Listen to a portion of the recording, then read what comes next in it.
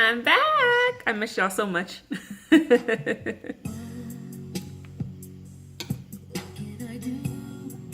I love this song. New Edition, Still in Love with You. For my birthday, we had karaoke Battle of the Sexes style, and my brother and my husband sang this song. So every time I hear it now, it makes me laugh because they were crazy. Anyway.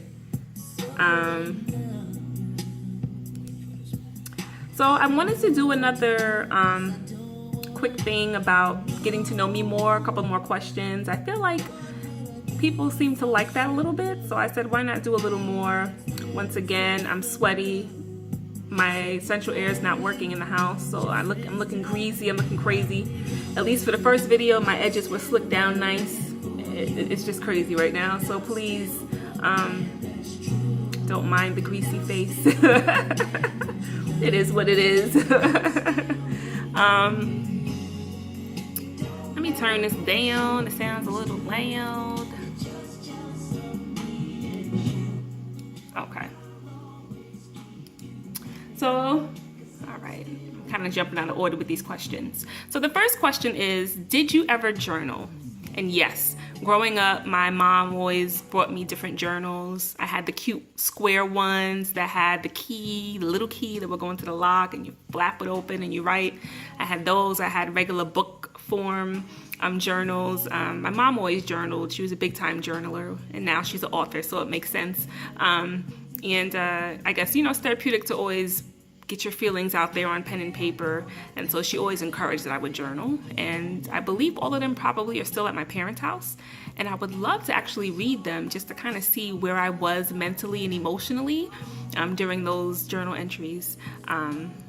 So yes, and if I'm blessed to have a child, whether it's a girl or boy, I would also probably continue that tradition and buy them journals. It's always good for children to have that kind of creative outlet to express themselves. All right, then we go to question number 30. Do you believe in second chances? I'll be honest, I struggle with this. I understand that we're humans and we all definitely make mistakes in life. I know I have made and continue to make my fair share. However, I feel sometimes when it comes to friendships and even relationships that depending on what was done, may depend on if I'm willing to give a second chance or not. And that's if I'm being brutally honest. If I find that whatever conflict or issue we're going through is on a Richter scale in life from 1 to 10, it's not that serious, then, of course we can move forward. But if it's something that was detrimental to my well-being, I'll probably be one to say, you know what, you kind of double-cross me, shame on you. But if I continue to have you in my life and there's that high propensity that you can continue to hurt me, then it's shame on me. So I think it would depend on the scenario and the situation whether or not I would give that second chance. Now, don't get me wrong, I'll do what God asks us to do and have a forgiving heart, but that doesn't mean that I'm going to let you back into my world the way that you once were. And even when I go through things in friendships, to be honest with you, it's very easy for me to kind of move on, and I'm trying to work on that. You don't want to miss out on having good friends because there was some type of a conflict in the road. But I'll be honest, sometimes even when we're able to get through it, the friendship may still lose something, and that's just how I think. That's just how I am, where it may lose something, but there is always that propensity that things could get even better, and that's what I hope for. So that's something that I'm still a work in progress in the situations where to me it is warranted to give that person a second chance. I think that I need to do better at full-heartedly giving them a second chance and not still being I don't know, I'm gonna keep you over there. You know what I'm saying? So I hope I answered that question. At least I was being honest though. Question 31. What's the one thing that people always misunderstand about you? To be honest with you, I feel like I'm often misunderstood more than ever, especially. I always wonder, what is it that I'm giving off? Sometimes I wish I had a reality show, not for the ratchet craziness, but just to see what do I give off, But I think that maybe one thing that people misunderstand about me is my laid backness for shyness. I'm definitely not shy. I'm just very laid back. Sometimes I'm okay with just kind of being chill vibe. Sometimes I'm okay with not having to be the center of attention or be all in the mix all the time in social settings. But I am very much so an extrovert, and I am very much so not shy. I'm just laid back. I'm very talkative, and I'll be that girl that will ask you a million and one question, in a conversation. I don't really shy away from talking or interacting with people. So if you find that I'm not all up in your mix, it may just mean that I'm still assessing you, and I'm like, I don't know. Something in the universe ain't right. I think also sometimes people, may be hard for them to understand me at all stages of my life. I feel like I've been going through a serious growth spurt these last few years, especially since being married. So the way I think is a little bit different. The things that I'm willing to tolerate are a little bit different now. The things that I'm willing to do, the boundaries that I draw, I'm just, as you mature and grow, there's certain things that can possibly change about you.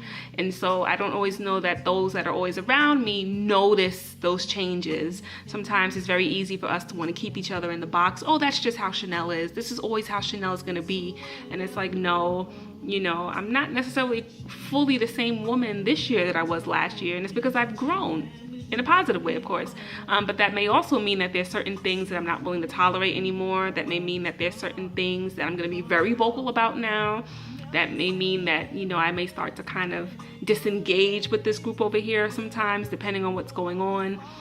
So I think it's just, as I'm growing, I don't always know if everyone around me notices that growth and where I'm trying to go, and just how I'm naturally maturing. And sometimes the people around you are not quite growing, and if we're not growing in the same direction, I should say, not that they're not growing, but if we're not growing in the same direction, sometimes there could be those nuances where we may not fully understand one another's perspectives and thoughts and reactions to certain things. So that may be kind of a misunderstanding that I feel like people have with me at this stage in my life. I just turned 33, so how I think as a 33-year-old is not the same fully how I thought as a 30-year-old, 28-year-old, even 31-year-old, even 32-year-old, it's just what it is. 18, I'm jumping. Let's see. Who is the person, or that one person you can talk to about just anything? Well, I'm definitely blessed to have more than one person that I can talk to about a lot of things. Of course, my husband. What I love about our marriage is that we're best friends first. And so, yes, he's my husband, my partner in crime, my lover, all of that, but he's also my best friend. And so I feel like I can talk to him about pretty much anything and vice versa. So it's good to kind of have your better half be that person. But I also have my mom, who's like a best friend, and I feel like I can talk to her about everything too. My brother, I can talk to him about everything, even my dad.